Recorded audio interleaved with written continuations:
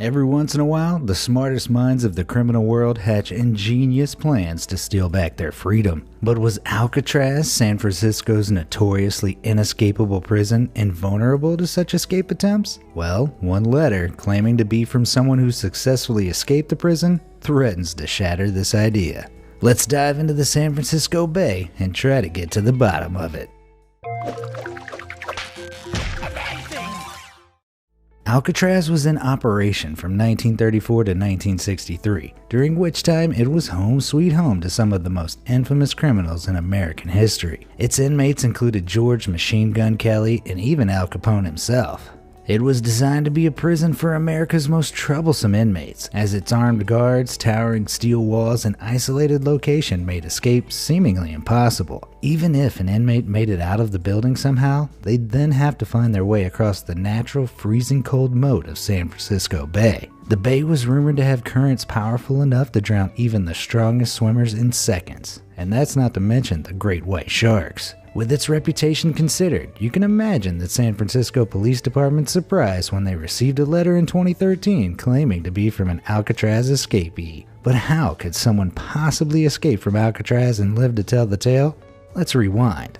In 1962, 4 men planned an escape from Alcatraz. The mastermind behind the plan was Frank Lee Morris. A career criminal, Morris was convicted of his first crime at the age of 13. Before he was even old enough to buy cigarettes, he'd been arrested for everything from drug possession to armed robbery. But despite his troubled life, Frank was highly intelligent, scoring 133 on an IQ test administered in prison. Unfortunately, he applied his high IQ for almost solely criminal endeavors. It made him a nightmare for prison wardens.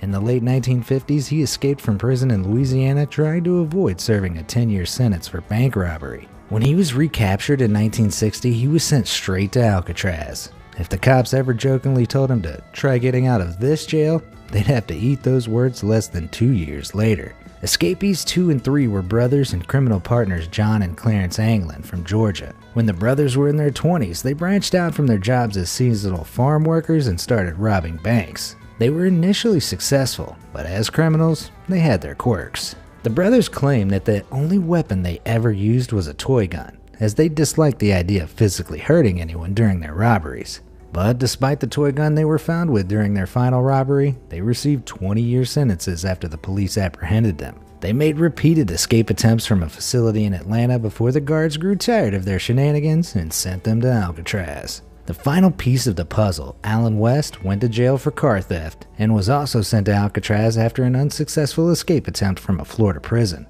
At the time of his transfer, he was 28, but had only an 8th grade education. This might explain the unfortunate thing that happened to him later in this story. Stay tuned to find out West's crucial mistake. These 4 prisoners were next-door cell neighbors in Alcatraz, and after becoming acquainted, they were soon working on an escape plan. Over the course of 6 months, each of them painstakingly gradually widened the ventilation ducts in their cells. This is where the cleverness of Frank Lee Morris really flourished. Under his guidance, they chipped away using discarded saw blades from the prison workshops, spoons stolen from the mess hall, and an electric drill fashioned out of a vacuum cleaner motor. They hid their progress from the prying eyes of the guards by covering it up with cardboard painted to resemble the walls. The noise their work created was masked by the din of the daily music hour, something Alcatraz staff had introduced to try and make things less grim. When the holes were big enough to crawl through, the 4 men began slipping away every night to the vacant top level of the cell block. There, they stealthily assembled life preservers in a 6x14-foot raft out of stolen raincoats, hand-stitched together and sealed using heating pipes. Scrap wood would serve as their only way of steering against the powerful currents and frigid waters of the bay. The guards never noticed that the men weren't in their beds every night thanks to the dummy heads they crafted and left on their pillows. They fashioned them out of a mixture of soap, toothpaste, concrete dust, and toilet paper. They even painted on faces and stuck on hair from the barbershop floor. With everything in place, their plan was to paddle across the bay to land, where they would steal a car and drive off to freedom. Eventually, the big day arrived. Night fell and each man wriggled his way to the roof. All but one, that is. Unfortunately for Alan West, he'd used cement to keep his vent in place so that the guards wouldn't notice he'd removed it. And it had hardened. By the time he got it off, it was too late. Morris and the Anglin brothers had no choice but to leave without him. The escapees took their gear with them, climbed down a vent pipe to the ground, then scaled a couple of 12-foot tall barbed wire fences. Eventually, they reached the shore near the island's power plant, which was a blind spot for all the searchlights and gun towers. Using a concertina, a sort of miniature accordion, as a bellows, they inflated the raft and set sail into the uncertain night. Though he didn't escape, it's thanks to Allen that we know so much about how those 3 prisoners got away. But did they survive the raft's maiden voyage? Let's look at the evidence. In 2013, 51 years after Morris and the Anglins' daring escape, the police received a letter from someone claiming to be John Anglin. The writer admitted to the escape and claimed that he was the last surviving member of the trio and that he was dying of cancer. In light of his seemingly imminent demise, the writer offered the cops a deal. He would turn himself in if they promised to get him medical treatment and less than a year of jail time. But was this extraordinary letter really from John Anglin? He would have been 83 in 2013, so it's certainly possible that he would have been alive, provided he survived the trip across the bay in 1962, that is. The letter was carefully examined for fingerprints and DNA, and the handwriting was expertly analyzed. But results were inconclusive. Without certainty either way, the letter's origins may seem dubious at first. But there are convincing reasons to believe the trio made it off the island alive, which may give credibility to the letter. While the FBI officially concluded in 1979 that the 3 men drowned after their escape in 1962, their bodies were never found, and not everybody was convinced. The U.S. Marshals Service, for instance, officially lists the case as still open to this day. When commenting on the case, one U.S. Marshal named Michael Dyke noted that the bodies of 2 out of every 3 people who go missing in San Francisco Bay are eventually recovered. Seeing as none of the 3 escapees were ever officially found, dead or otherwise, this may give extra statistical backing to the claims of a successful escape. On top of this, a police officer on the night of the break reported spotting an illegal boat near Alcatraz at 1 a.m. This aligns with the escape, which likely took several hours and began at around 10 p.m. Based on this, some theorized the trio had outside help of some kind.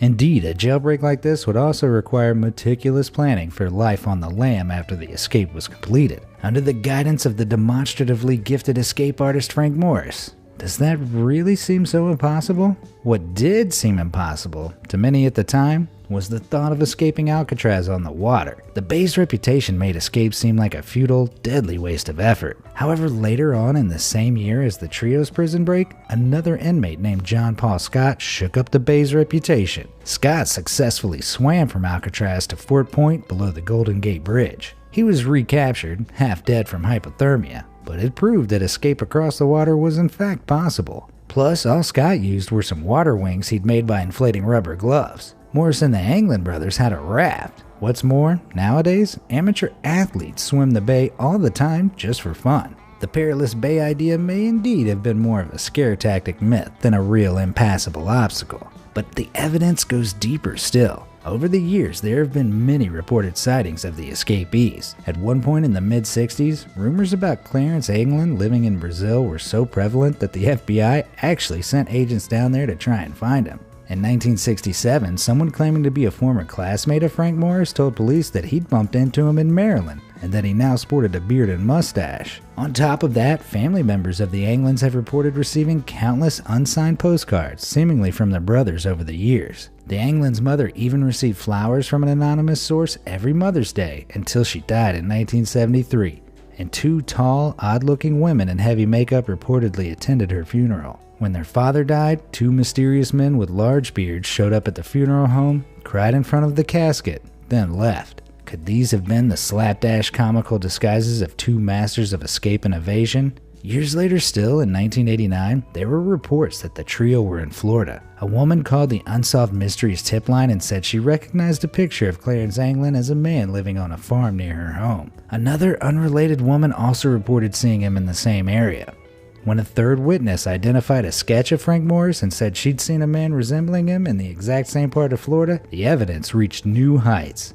But could these witnesses merely be people pranking the police? Were conspiracy-prone individuals simply seeing what they wanted to see? Or could the trio really have survived their perilous raft trip and fled to the Sunshine State? The reliability of these accounts is questionable, no doubt, but the evidence stretches further than personal stories. Arguably the strongest evidence of a successful escape is the evidence of an FBI cover-up. The FBI had claimed at the time of the escape and in the decades that followed that no evidence of a successful escape had ever been discovered. There was, they claimed, no evidence of a raft making it to shore, nor of any car thefts to facilitate a getaway. But despite official statements in 1962, it was later revealed that evidence of a homemade raft and paddle was found on Angel Island, north of Alcatraz, the day after the escape. Not only that, but a 1955 blue Chevrolet was stolen that night, shortly after the escape, by no less than 3 men. The choice to withhold this evidence until the early 2010s